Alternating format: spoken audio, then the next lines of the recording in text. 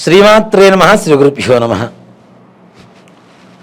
November నెలలో ద్వాదశ రాశులలో వృశ్చిక రాశి వారికి ఎలా ఉండబోతోంది, ఎలాంటి సమస్యలు రాబోతున్నాయి, ఎలాంటి పరిష్కారాలు కావాలి, ఎలాంటి దేవతా దర్శనాలు చేసుకోవాలి, గ్రహస్థితి అనుకూలమా ప్రతికూలమా అనేటువంటి విషయానికి వస్తే, ద్వాదశ రాశుల్లో 8వ రాశి అయినటువంటి వృశ్చిక రాశి వారికి నవంబర్ నెలలో మీరు గతంలో పడుతున్నటువంటి కష్టాలే మరలా పునఃప్రారంభం.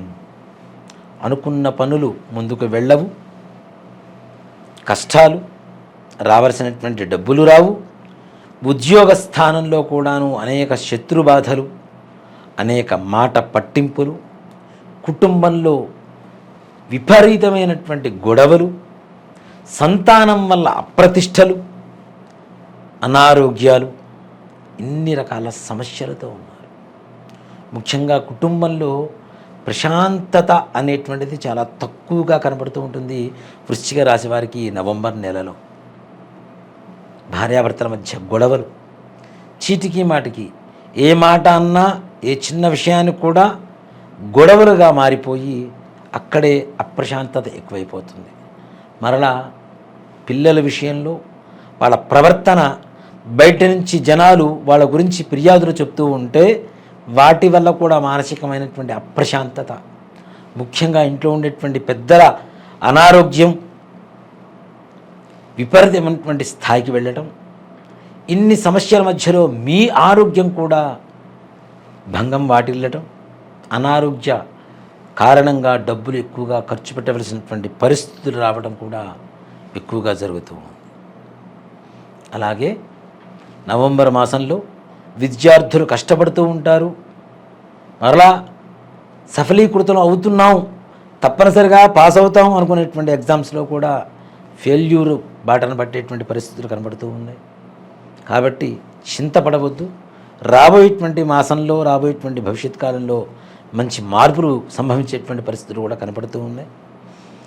దుర్వ్యసనాలకి లోనయ్యేటువంటి యువత ఎక్కువగా ఉంటుంది ఈ యొక్క నవంబర్ మాసంలో వృశ్చిక రాశిలో ఉండేటువంటి వారికి.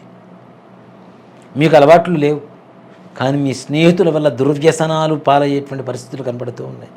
తద్వారా మీ కుటుంబ గౌరవ ప్రతిష్టలకు భంగం వాటిల్లేటువంటి పరిస్థితులు కూడా కనబడుతూ ఉన్నాయి. కాబట్టి తగిన జాగ్రత్త తీసుకోండి. అనవసరమైనటువంటి అలవాట్లకి, అనవసరమైనటువంటి స్నేహాల జోలికి పోకుండా ప్రశాంతంగా ఇంట్లో కూర్చొని మీ పని మీరు చేసుకోవడం అనేది సూచనప్రాయంగా చెప్పబడుతుంది.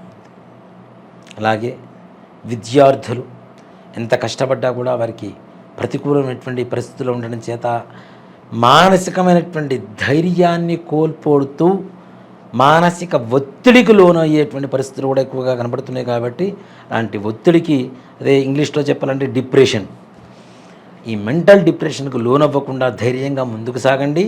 తప్పనిసరిగా తదుపరి నెలల్లో మంచి పరిణామాలు మీరు చవి చూస్తారు.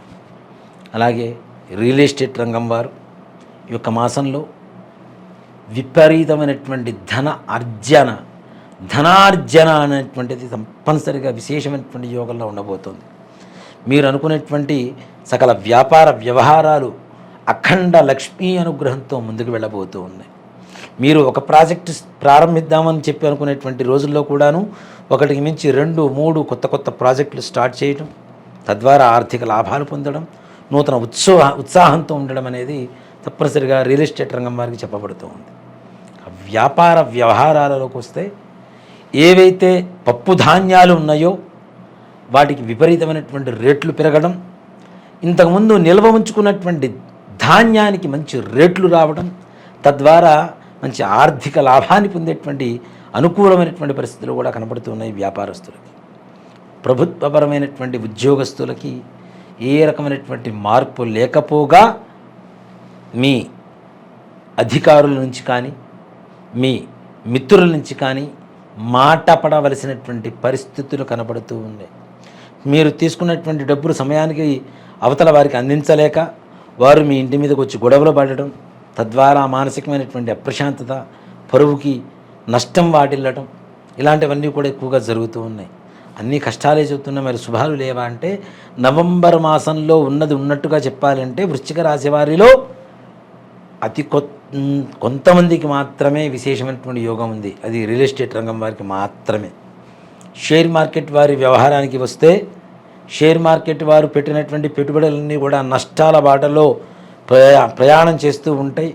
పైగా మీరు బయట నుంచి తీసుకొచ్చి పెట్టినటువంటి పెట్టుబడులు కూడా మీకు భారంగా మారి, రుణాలుగా మారి, మీరు వారికి చెల్లించలేక వారి దగ్గర నుంచి మాటలు అనిపించుకుంటూ ఎక్కువగా బాధకు లోనవ్వుతూ ఒక మెంటల్ డిప్రెషన్లో ఉండేటువంటి అవకాశాలు ఉన్నాయి. కాబట్టి కానీ భవిష్యత్తులో మాత్రం చాలా బంగారుమయంగా ఉండబోతుంది. కాబట్టి జాగ్రత్త వహించండి, మనోధైర్యంతో ముందుకు సాగండి. ఇక రాజకీయపరమైనటువంటి వారికి కూడాను ప్రతికూలమైనటువంటి వాతావరణం, అనుకూలమైనటువంటి వాతావరణం రెండూ కనపడుతూనే ఉన్నాయి. మాసం ప్రారంభంలో ప్రతికూలంగా ఉంటుంది. మాస మధ్యమం అంటే 15వ తారీఖు నుంచి 30వ తారీఖు వరకు అనుకూలమైనటువంటి వాతావరణం.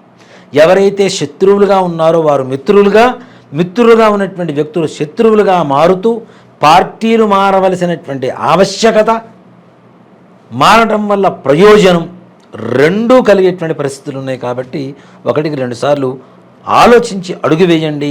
మంచి నిర్ణయం తీసుకొని తద్వారా మంచి యోగదాయకమైనటువంటి స్థానాన్ని పొందేటువంటి పరిస్థితులు కూడా కనబడుతూ ఉన్నాయి. ఇక విదేశీ ప్రయాణాల కోసం ప్రయత్నించేటువంటి వారికి ఈ యొక్క మాసంలో అంతంత మాత్రంగానే కనబడుతుంది వారి ఈ సక్సెస్ అనేది. వెళ్ళాలి, ప్రయత్నం చేస్తున్నాం, డబ్బులు ఖర్చు పెడుతున్నాం, ఎవరో ద్వారా డబ్బులు ఖర్చు పెట్టి అక్కడ ఏదో ఉద్యోగం వస్తుంది లేదా విద్యా అవకాశాలు వస్తాయని చెప్పి మోసం చేసేటువంటి వ్యక్తులు ఎక్కువ మంది ఉంటారు. అంతేకాకుండా ప్రతిదానికి నాకే ఎందుకు ఈ సమస్య వస్తుంది, నాకే ఎందుకు వస్తుంది అనేటువంటి ఒక మానసికమైనటువంటి ఆలోచన, డీప్ థింకింగ్ అంటాను చూడండి, లోతుగా ఆలోచిస్తూ అనవసరమైనటువంటి మాటలకి, ప్రయత్నాలకి తావిస్తూ వాటిల్లో విఫలమవుతూ ఎక్కువగా బాధపడేటువంటి పరిస్థితులు కనబడుతున్నాయి. కాబట్టి తగిన జాగ్రత్తలు తీసుకోండి. మీకు దేవతా బలం చాలా చాలా అవసరం. కాబట్టి దేవుణ్ణి నమ్మండి, దేవుణ్ణి ప్రార్థించండి, దేవుణ్ణి పూజ చేయండి. తద్వారా మనోధైర్యం పెరుగుతుంది. అంతేకాని ప్రతిదానికి సమస్య వచ్చింది కదా అని చెప్పి నెత్తిపట్టుకొని ఇంట్లోనే కూర్చొని ఆలోచిస్తూ ఉంటే ఏ రకమైనటువంటి ప్రయోజనం ఈ యొక్క వృశ్చిక రాశి వారికి నవంబర్ మాసంలో కలగదు. మరి ఇన్ని సమస్యలు ఉన్నాయి. సంతానం కలగాలంటే కూడాను కొద్దిగా సమస్య కారణంగానే ఉంది. అలాగే ముఖ్యంగా ఆరోగ్య సమస్య, ఆర్థిక సమస్య, ఉద్యోగ సమస్య, వ్యాపారం, ఇలాంటి అన్ని సమస్యలకి ఇప్పుడు చెప్పబోయేటువంటి పరిష్కారం చేసుకోండి. చాలా చక్కగా ఉంటుంది. దానివల్ల మీకు ఉండేటువంటి ఈ కష్టాల బారి నుంచి బయటపడేటువంటి అవకాశం అత్యద్భుతంగా దొరుకుతుంది. బుధవారం రోజున విష్ణుమూర్తి ఆలయానికి, అది ఏ ఆలయమైనా కావచ్చు, రాముల వారి గుడి కావచ్చు, శ్రీకృష్ణుడు కావచ్చు, వెంకటేశ్వర స్వామి వారి కావచ్చు, ఇలా వైష్ణవ ఆలయానికి, విష్ణుమూర్తి ఆలయానికి వెళ్ళేటప్పుడు చక్కగా ఇంట్లో తులసి దళాలు ఉంటే తులసి మాల కట్టుకోండి, లేదా బయట కొనుక్కురండి.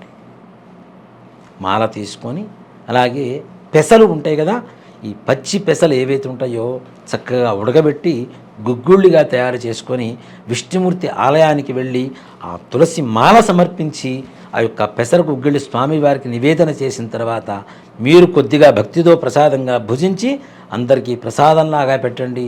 అలాగే దేవాలయం బయట ఉండేటువంటి బీదనారాయణులకి చక్కగా ఈ పెసర గుగ్గిళ్ళు కొద్దిగా పెట్టి వారికి కూడాను ఇంట్లో నీళ్లలో తడుపుకొని తీసుకొచ్చినటువంటి కొన్ని కాయిన్స్ ఏవైతే ఉంటాయో వారి చేతిలో పెట్టి చక్కగా కాళ్ళు కడుక్కొని మరలా విష్ణుమూర్తి దర్శనం చేసుకొని తిరిగి ఇంటికి వెళ్ళండి.